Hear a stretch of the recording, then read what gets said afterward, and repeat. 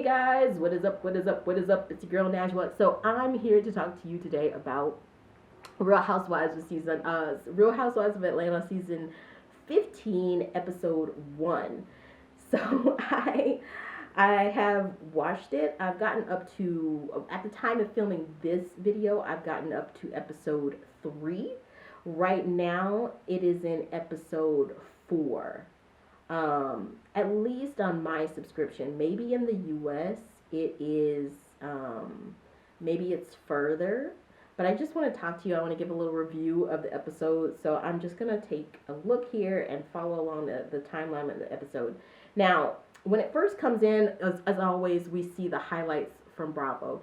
On my last video where we talked about season 14, essentially my criticisms, I love Real Housewives of Atlanta, even though I think it's more boring now without neneleakes and without Portia, but I still love it. It's one of my favorite franchises, especially since I grew up in Atlanta. How could I not, But I do think that it's problematic how Bravo just puts all the black people that they have within the Housewives franchise together in just one city, even though Atlanta has a large black community, it has people of other races, So, and I would like to see more blacks in the other franchises as well. So I've talked about that before. You guys know about it. But usual standard, like all the franchises, it opens up with a bunch of glamour shots, picking up where we saw our last, housewives. We see that luxury lifestyle, that lifestyle porn. We see beautiful cars and houses, and we end up in Shereé's house with her new boo. Now, in the flash forward, before it even gets to Shereé's house, now, mark me if I'm wrong, I don't know, but I think they show a glimpse of the season, like they usually do at the first episode of the season. They show yelling, they show all of the crying and everything. And we also see that there's this 40s thing party, so that's what this episode starts with. Now, Shereé, I'm really glad that she is moving on in terms of love, but she is really airing her dirty laundry out, like like at the beginning. She's talking about how her new boyfriend, I think his name is Martell, he's got big junk, and she's talking about how she and her ex-husband Bob Whitfield had talked about having a threesome and that they didn't, and he ended up having a threesome with somebody else. Her clothes are so revealing. Like the first scene with Shereé, she's wearing these yoga pants that literally, like, it looks like she's naked. It looks like she has black paint on. That's how, like, you can see everything, So I love that she's coming into herself, but at the same time, it's a little vulgar for me. Especially when I've watched this franchise since it came out. Shereé in season 1 is very different from Shereé today, and I don't know. I would like to see a little bit more reservedness, but that could just be me. We also look and we check in with Kandi. Now, you guys know how I feel about Kandi. Like, I just feel like Kandi is trying to be someone she's not. Like, even Shereé's talking about how, Kandi can't keep Shereé's name out of her mouth. She's talking about her on her vlog and always making fun of her. And, like, she's like, what did Shereé say? She said, when Kandi's not talking about her or not got my name in her mouth, she's either got food in her mouth or in her mouth, And I feel like it's kind of true. Because at some point, when Kandi first came, like I said, Kandi makes sense because she's kind of a good girl with some bad girl nuances. And so for the most part, she plays like oddly a mediator, even though there are always these, carefully curated scenes that show her like, oh, I'm about to pop off, I'm about to headbutt this bitch, I feel like she's actually really just like a good girl who likes, to sing in the theater and stuff. And like, she's just putting on an act, of this, oh, I'm so into sex, because that gave her a wedge. It gave her a niche for the show. And so think back to when Kandi first came, and think to who Kandi, her sort of persona is on the show now. I'm not fully buying it. And so we get into the scene where Kandi is talking with her employees, and Kenya Moore comes, and Kenya Moore comes with the tea of all the tea or whatever. First of all, in this scene, why is that wall behind Kandi so doggone dirty? There's like stains on that blue wall. But anyway, Kandi starts crying because she's talking about Todd, and we talked about this in the last season, and that, more of that from season 14, the tension building between Todd and Kandi about Kandi, how she feels like he is not always considering her needs. Y'all, Real Housewives is the divorce show. Kandi better be careful, because before she knows it, she might be in divorce. I'm not saying that divorce is. I'm not saying that. How do I oppose this? You know, some women are in abusive marriages, are in marriages that are highly, highly corrosive, and divorce is what needs to happen. But I look at Kandi and Todd's relationship, and I don't see that dire need going towards divorce.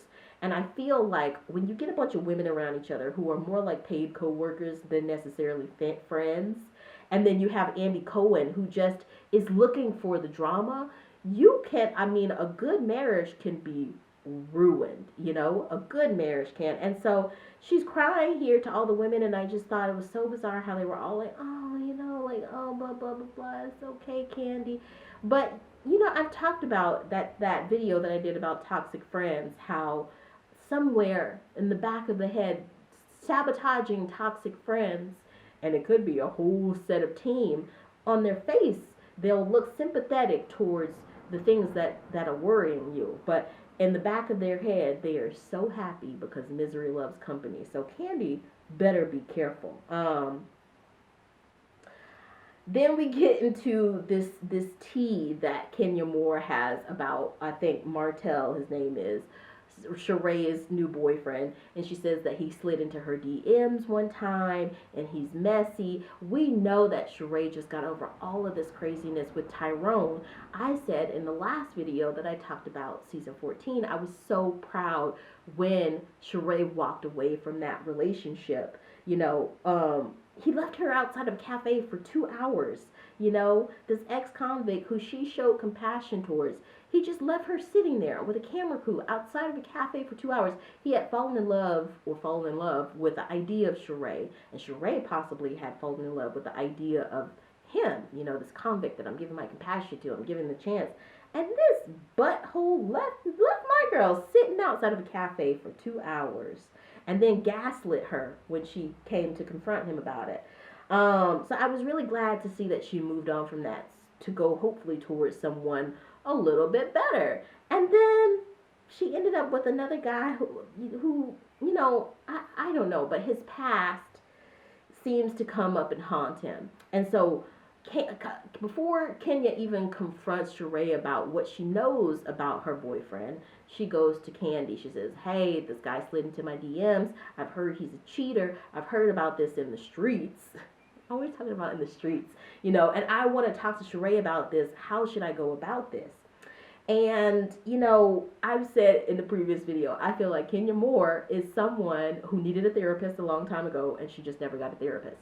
Like, I feel like Kenya Moore, and I have full sympathy for this, but I think that she just brings craziness and chaos and drama when it doesn't necessarily have to be that way. But that doesn't make for good reality TV. Again, I do know that they're all dialing up the drama a little bit, probably to make for good reality TV, and that is what it is. But for example, Kyle, neneleakes, Vicky Gunvalson, I feel like, even Ramona, I feel like they can make for good reality TV while still remaining true to who they are at the core.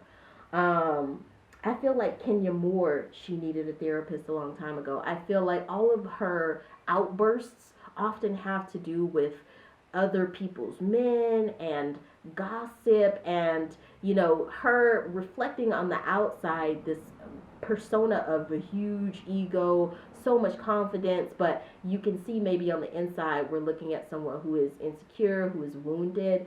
And I remember in her early seasons watching them tell about her relationship with her dad, her never feeling held down by her dad, her mom completely just dismissing her, never even acknowledging her, being adopted by her aunt and raised by her aunt. Every season, I just feel I see her playing out that trauma over and over and over again. Can you please, girl, just get a therapist? It's okay. You don't have to carry that burden on your own, and you can also look towards spirituality. So Sanya is I don't know, and Ralph, you see Ralph but you don't see Drew. Drew is like my favorite character, not character but housewife during this this grouping of women. And I know I have the outlier. Oh, and Marlo and Drew are definitely my faves, and Shereé is probably behind that. And then, like I said, Kenya needed a therapist a long time ago. Kandi is being someone that she's not, and Sanya just seems. I don't like the way she did Drew. So we know that the drama is coming. I have to say I'm so proud of Marlo.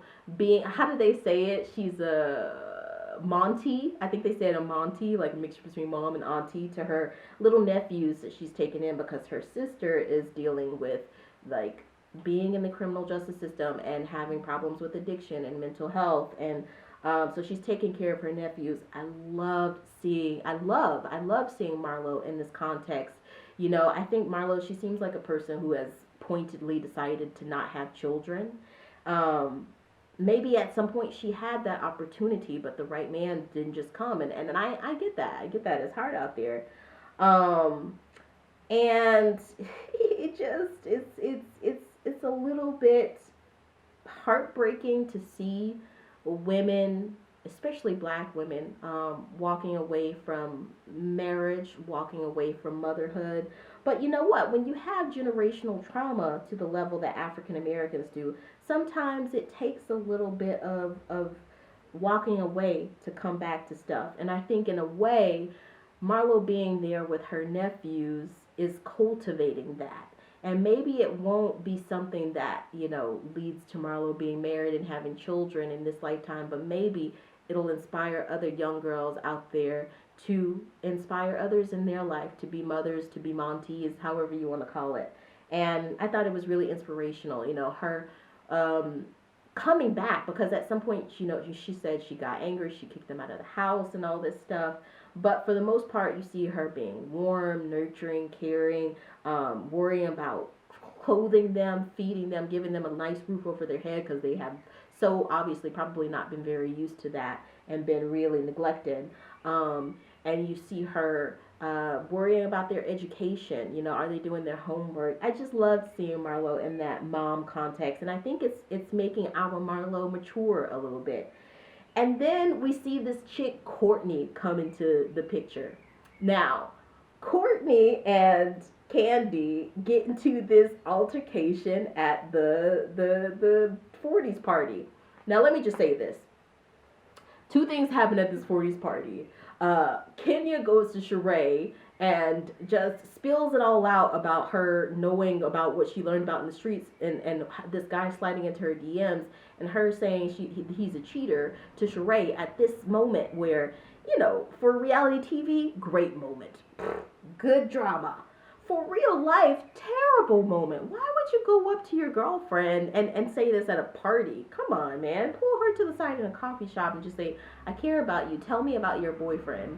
Tell me what you know about his past. You just, I'm lost for words, But, in parallel, you also have this argument ensuing between Kandi and Courtney. Courtney is a new friend who Shereé brings in. Shereé's already having a problem with Kandi, and Courtney is kind of like me, She's like a woman of color, but she's got like a Becky kind of voice, and she's talking like this. And so I think a lot of times for women like Kandi, who are a little bit more, they got that going on, it's just like, what are you doing? What are you even talking about? Why are you here? Get out of my face.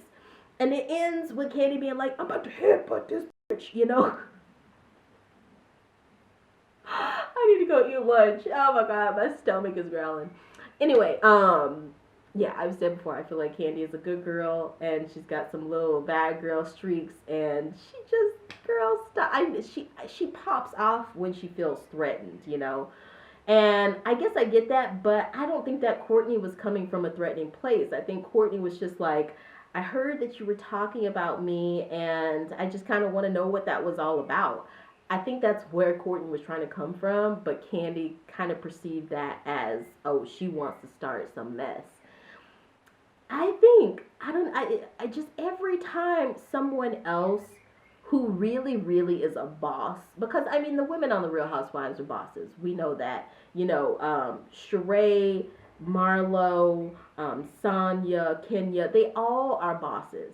But we can definitely say that Kandi is the most accomplished of all of them, you know, in terms of her career and in terms of finances. I feel like whenever another woman who is really exemplary of that girl boss type mentality comes into the picture, I feel like Kandi, that's when she gets threatened, you know? And I wish I could just tell Kandi, don't be threatened, girl. You are awesome. Like, it's okay. It's gonna be okay. Like, nobody is threatening your position. And, yeah, but I thought it was good. So we'll come back and we'll talk about episode 2. Let me know what you guys think in the comments. Overall, I thought that this episode was pretty interesting, but I do think that women need to come together from a place of sisterhood, and I didn't see so much sisterhood. I saw more drama and tea in this episode than I did sisterhood, so I'm waiting for the sisterhood. But we'll talk about the episode 2 and 3, and we'll keep on without the season as it rolls out. But let me know what you think in the comments, and if you're new here, please hit the like and subscribe button, hit the bell so you know whenever I post a video, and I'll see you next time. Okay.